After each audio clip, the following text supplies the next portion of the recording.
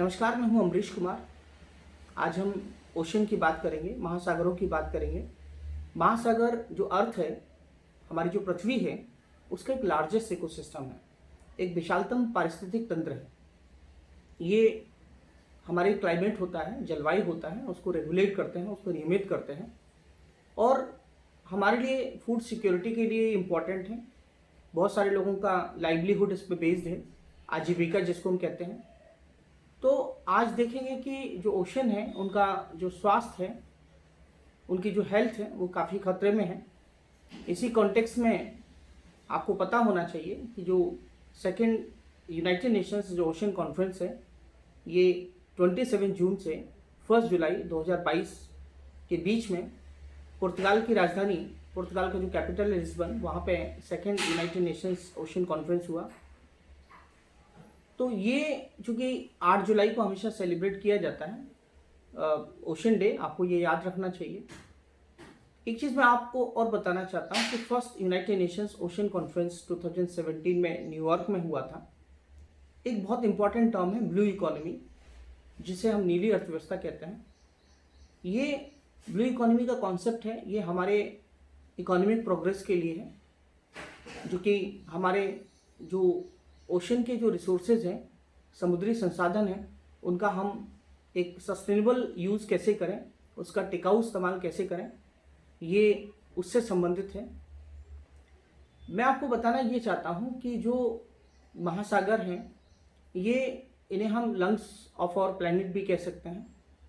और दुनिया की जो 40% पॉपुलेशन है, वो कोस्टल एरिया में रहती है या उसके नियर बाई रहती है। हमारे जो ओशन है, वो इतना इम्पोर्टेंट क्यों है?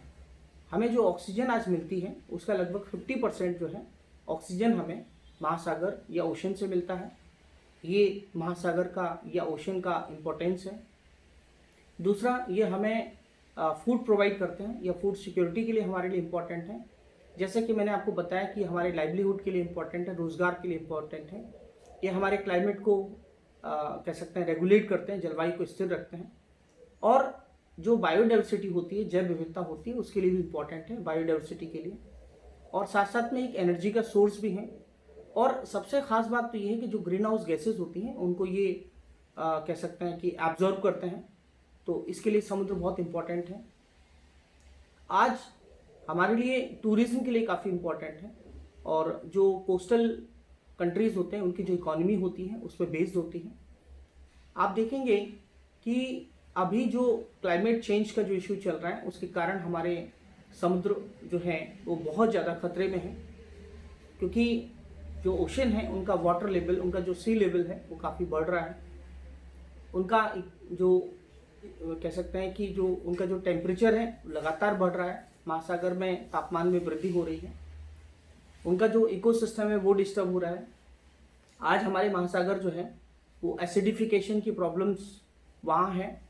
महासागर में जो अम्लीकरण हो रहा है, प्लास्टिक पॉल्यूशन बहुत बड़ी एक इम्पॉर्टेंट इशू है। और कह सकते हैं जो फिशिंग हो रहा है, ओवर फिशिंग हो रहा है, ये भी बहुत कह सकते हैं सीरियस कंसर्न है। और साथ ही साथ जो प्लास्टिक पॉल्यूशन है, बायोडाइवर्सिटी को नुकसान पहुंच रहा है।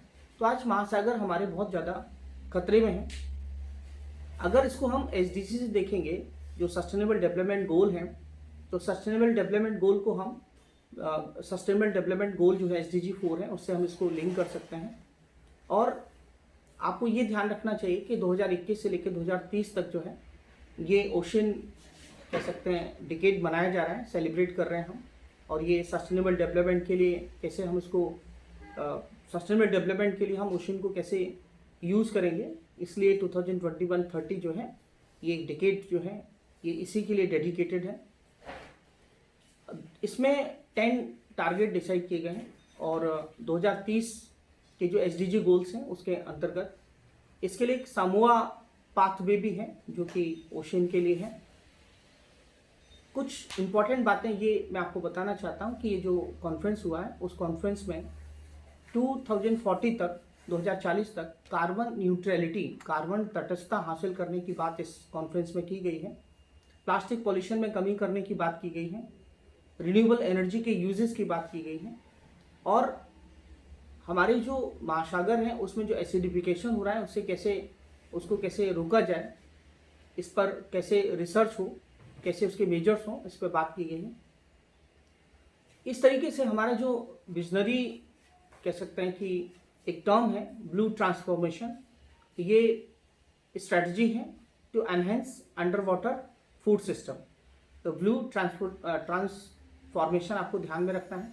भारत ने इस डायरेक्शन में क्या काम किया है, तो भारत ने अभी आपको पता है कि सिंगल यूज़ प्लास्टिक जो है वो भारत ने अभी बैन किया है, प्रतिबंधित किया है, उस पर पाबंदी लगाई। समुद्र का जो नाम है हिंद महासागर, ये भारत के नाम पर रखा गया है, तो ये बहुत महत्वपूर्ण है हमारे लिए। और भारत ने इसी डायरेक्शन में डीप सी मिशन चलाया है। तो ये कुछ महत्वपूर्ण बातें थी जो कि ओशन कॉन्फ्रेंस से रिलेटेड थी, जो कि आपके एग्जाम में काम आएगी। मैंने आपको बहुत शॉर्ट में समझा दिया है, इसके पॉइंट्स आप उसके नोट्स बना लें तो आपके लिए इम्पोर्टेंट होगा। थैंक यू, धन्यवाद।